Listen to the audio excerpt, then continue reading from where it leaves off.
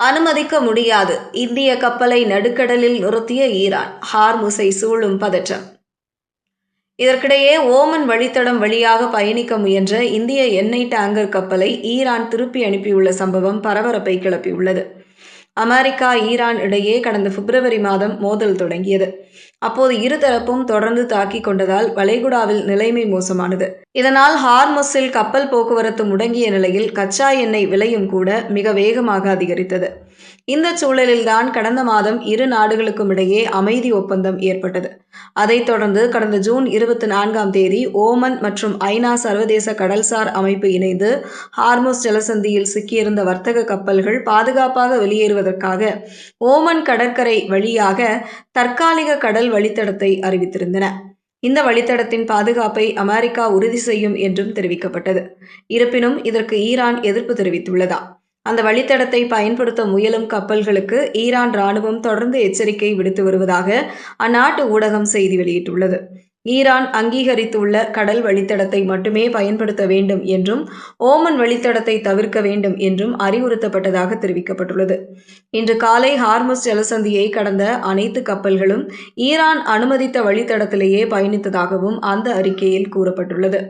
இந்த சூழலில்தான் இந்திய கப்பல் ஒன்று தடுத்து நிறுத்தப்பட்டுள்ளது.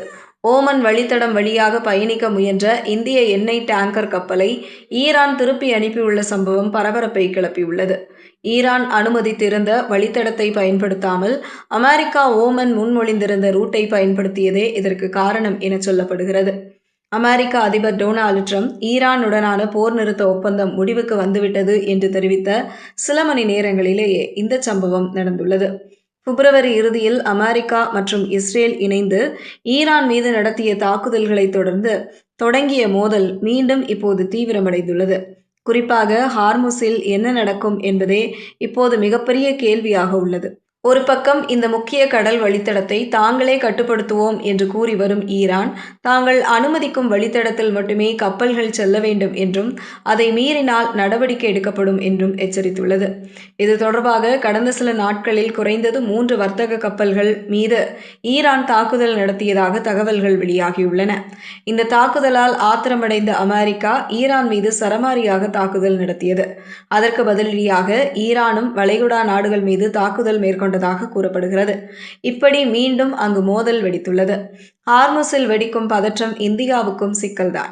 ஏனென்றால் உலகிலேயே அதிக மாலுமிகளை கொண்ட நாடுகளில் ஒன்றாக இந்தியா இருக்கிறது. உலகம் முழுவதும் நூற்றுக்கணக்கான இந்திய மாலுமிகள் வணிக கப்பல்களில் பணியாற்றி வருகிறார்கள். முன்னதாக அமெரிக்கா ஈரான் மோதல் தீவிரமடைந்த போது ஆயிரக்கணக்கான இந்திய மாலுமிகள் வளைகுடா பிராந்தியத்திலிருந்து வெளியேற்றப்பட்டது குறிப்பிடத்தக்கது.